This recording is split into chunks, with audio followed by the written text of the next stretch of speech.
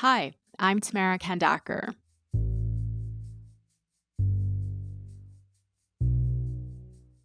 If I'm gonna be honest, I'm always moments away from like a mental breakdown just from the stress of wondering if I'm gonna be homeless soon. Harshal Baskodi is an international student. He's from Mumbai, studying in Canada to become a data scientist. He's been at Georgian College in Barrie, Ontario for a year, but next month he's starting at George Brown. And that means finding housing near Toronto. So I ended up meeting a few realtors. They immediately tell me that there is no way that you can afford a house down here in downtown or anywhere near your campus. Since the residence George Brown directed Harshal to was out of his budget, he started trying to find apartments, condos, and sublets. But for weeks, not a single landlord got back to him. I'm not saying that this is a case of racial profiling or anything. I'm not saying that at all.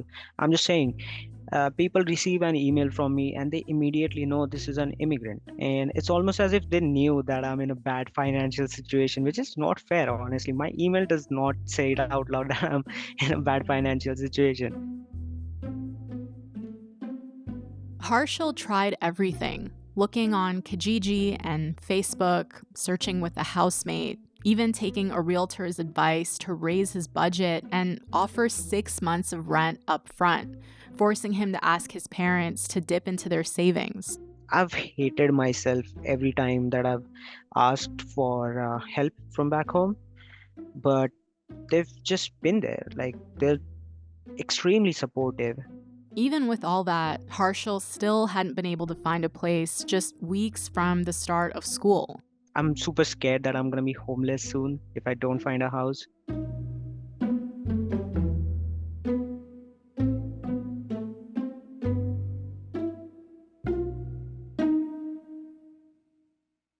The number of international students Canada brings in has been skyrocketing. Immigration Minister Mark Miller says we're expecting 900,000 students this year, which is almost triple the number we were bringing in a decade ago.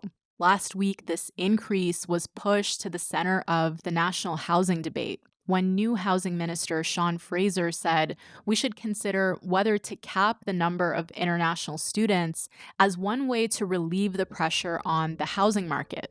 The International Student Program makes extraordinary economic and social contributions to Canada. It contributes tens of billions of dollars to our GDP annually. But what we've seen recently is there's been such rapid growth, given that the program is typically uncapped, that certain communities are having difficulties managing with the population growth that it's attracted.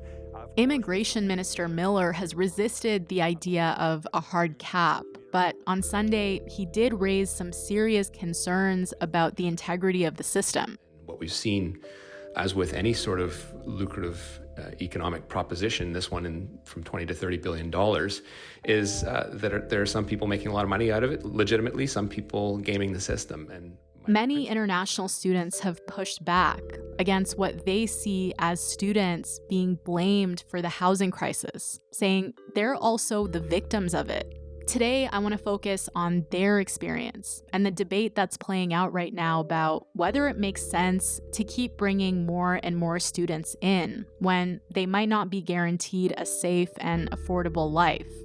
I'm talking to Tanya Dasgupta. She's a York University professor who's been interviewing Punjabi students about the unacceptable conditions and exploitation they faced here.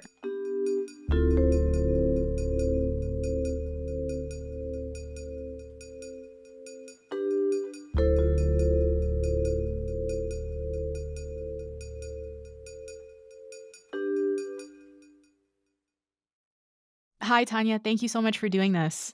Hi, Tamara. It's my pleasure. So, Tanya, of the more than 800,000 international students in Canada last year, I wanted to focus on the roughly 40% of them that come from India. So, some of those students have money and resources, but others come from very limited means and they struggle to afford tuition or even figure out how to apply. And so, for those students who often come from rural areas, when they start trying to apply to Canadian schools, what kind of scams are they running into before they even get here? Well, I think that they're running into scams almost at every stage. The first level would be their interaction with recruitment agents and immigration agents. So these agents are there to recruit them. Some of them are also affiliated with colleges and universities in Canada and in other countries. They would charge often very high fees. With the crush of people wanting to study abroad and the maze of education consultant companies in an industry this big, there are also sub-agents, students say, who use shady practices, faking documents, pushing students to the wrong schools, telling students they owe more in tuition and fees, only to pocket the rest. Depending on the backgrounds of these students, how much experience they've had in international travel, what is their level of fluency in English or French. And sometimes these fees are exorbitant.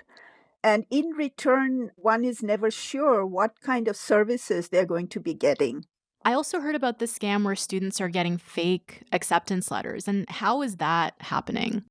That's right. So what happens is that they're given fake admission letters by their agents, but they are not aware of it. They're admitted into Canada with those letters. But then after they land in Canada, they are informed via sometimes their family members that they are scams. So they will, in fact, have to reapply to colleges in most cases in order to remain in Canada. I got into contact with a consultant back in India, and then he applied for our visa application. Singh says he paid that immigration consultant more than $11,000 and received what turned out to be a fake acceptance letter to college. Canadian immigration officials eventually caught on and issued this exclusion order telling him to leave the country. Singh is fighting to stay, but isn't allowed to work in the meantime. And this month, we saw an issue with around 500 students who'd received real admission offers from Northern, which is a public college that has a private-run campus in Ontario. And some of these students had quit their jobs and they'd spent thousands of dollars on travel when the school suddenly revoked their offers. So what happened there? Yeah, I mean, in this case, the colleges are saying that we have admitted more numbers than what we can actually accommodate because we had assumed that some of you will not get your visas or that some of you will somehow not arrive at our doorsteps. And so we have more admissions than we can accommodate. Therefore, we have to turn you down.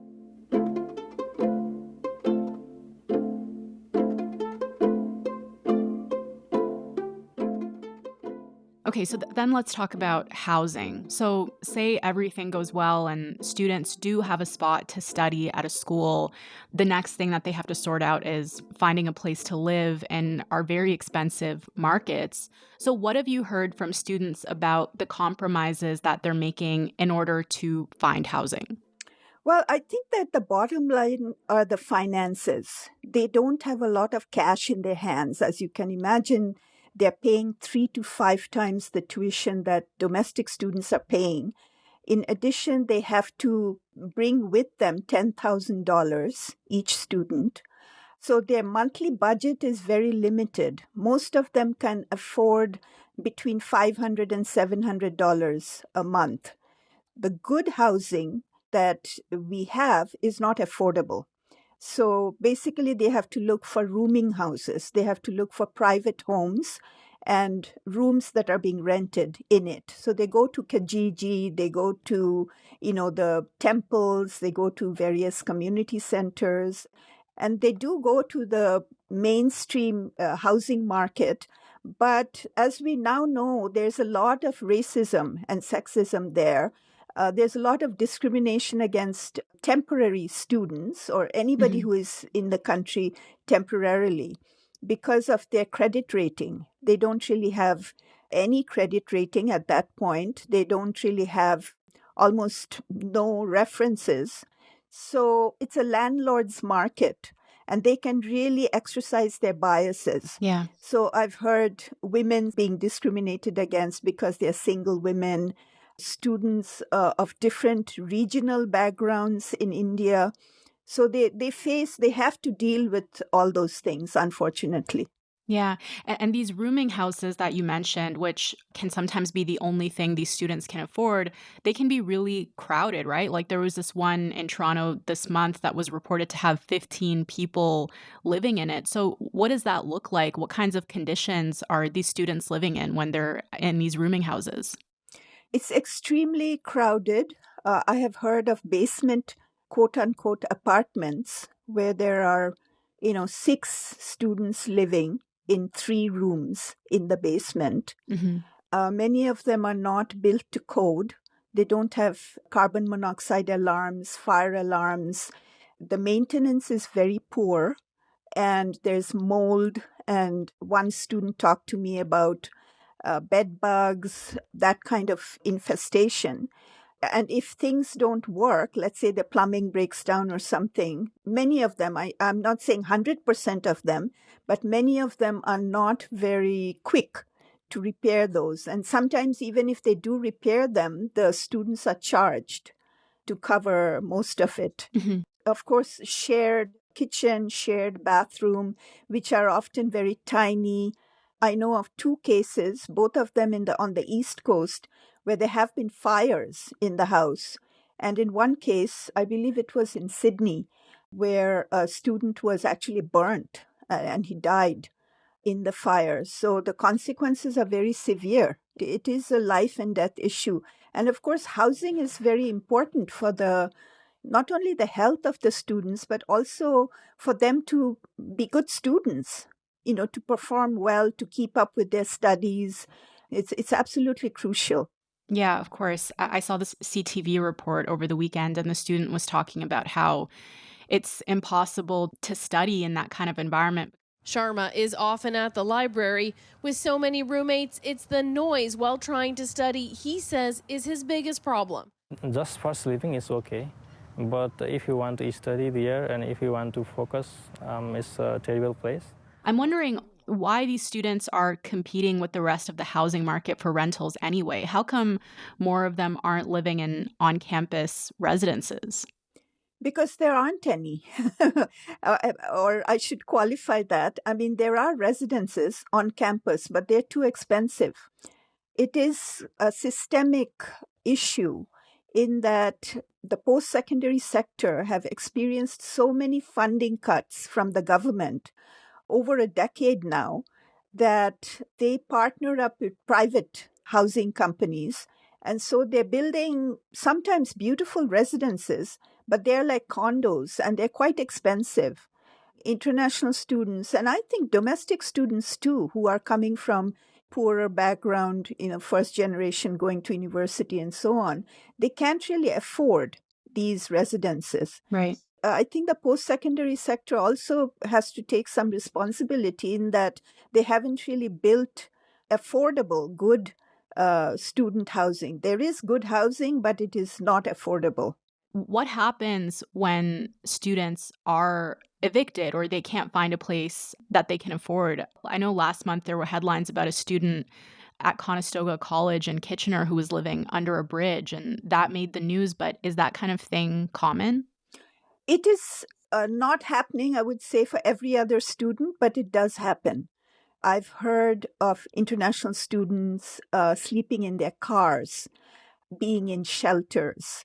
I've heard of them being found sleeping in university buildings and college buildings. These kinds of cases are there. And we also know that some of this is a hidden form of homelessness, where they may be couch surfing, they may be, sharing beds with their best friend in one of these crowded basement apartments. So it is of great concern, actually.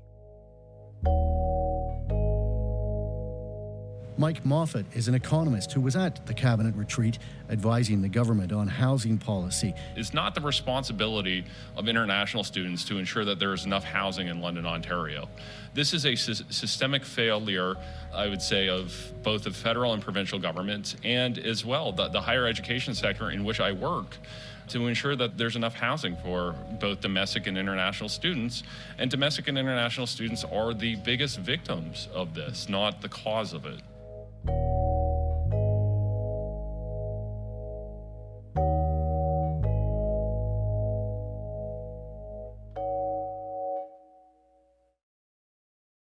So this all sounds really dire. And is word of this getting back to people in India? How is it that Canada is able to keep drawing more and more students here despite these kinds of conditions?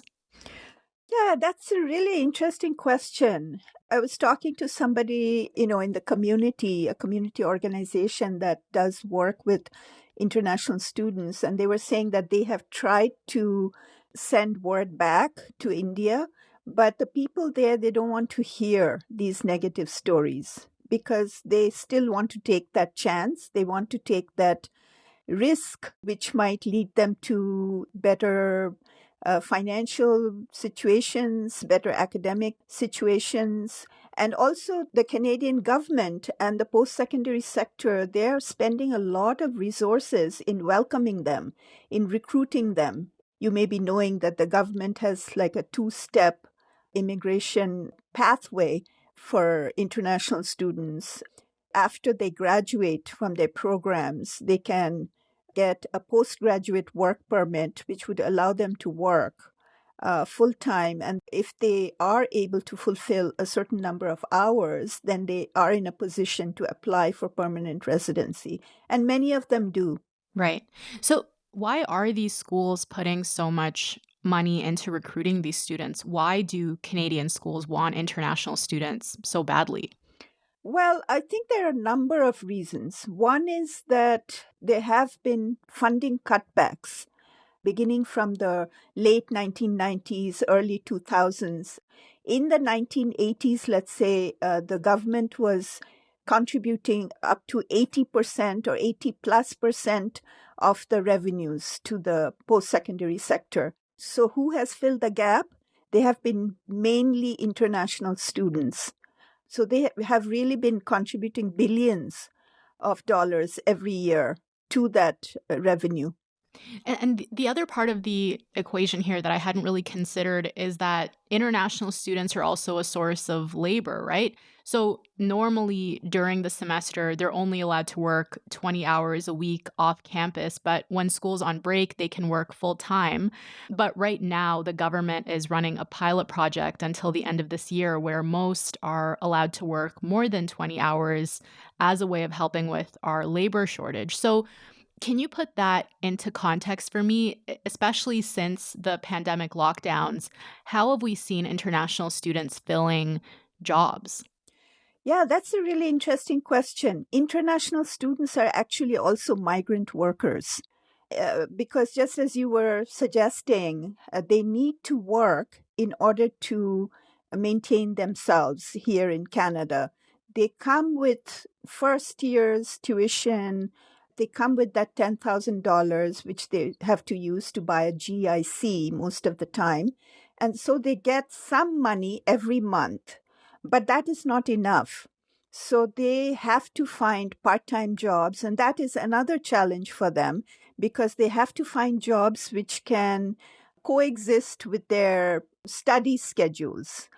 And so they basically get into jobs that have flexible shifts, night shifts. You'll find many of them working as security guards, for instance. You'll find them working in fast food joints, sales, the retail sector. But the food and accommodation sector really has a big chunk of, international students in there. Many of them work in factories.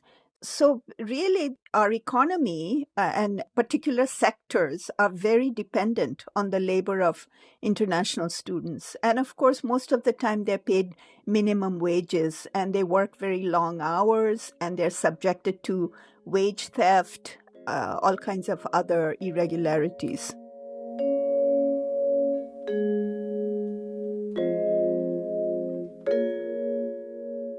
So we've just spent some time going through the various challenges international students are dealing with. They're being scammed before even getting here. They're struggling to find affordable housing. And then when they do, they're often living in horrendous conditions. Meanwhile, last week, we heard from the housing minister, Fraser, that the Liberals are considering a cap on students as a way of relieving some of the pressure on the housing market. There's different solutions that different people are pitching to help address this challenge, but I don't think anyone disagrees that we need to make sure that we're better aligning our housing, our healthcare, our industrial policy with our immigration policy.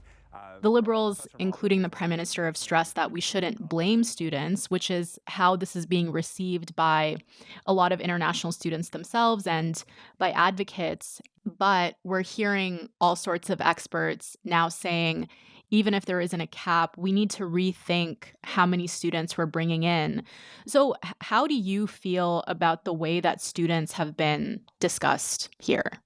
Yeah, I think that this is a very tricky thing. Students are being talked about as though they're commodities. There's not much consultation with the international students themselves.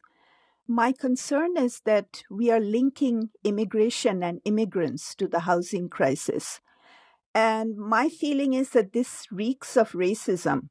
You know, just like in the past, we've heard of arguments where we've linked immigrants to various social problems like poverty, like unemployment, to disease, and these kinds of things. So they're two different issues, housing and immigration. And yes, migrants and immigrants are also suffering because of the housing crisis, but they are also being scapegoated for the housing costs that are inflated right now. Yeah. And Tanya, regardless of whether or not these students are having an impact on the housing supply, the reality is a lot of them are really suffering when they get here. They're not being provided a safe and affordable life. So what do you think then of the idea of a cap? Would it make sense to lower the number of students coming in until the government can plan better? I don't think I could support it at the moment, given this problematic discussion that's going on that I described before. I would rather put the emphasis on creating affordable housing and also regulating these scam artists and these scam private colleges, you know, that take advantage of students and so on. I think the government needs to wake up and regulate them and have more inspections of these institutions rather than to put caps on students, because even if we put caps on students, those problems would continue. It doesn't mean that more housing, more affordable housing is being created. Okay, Tanya, thank you so much for this conversation. I really, really appreciate it. Thank you very much.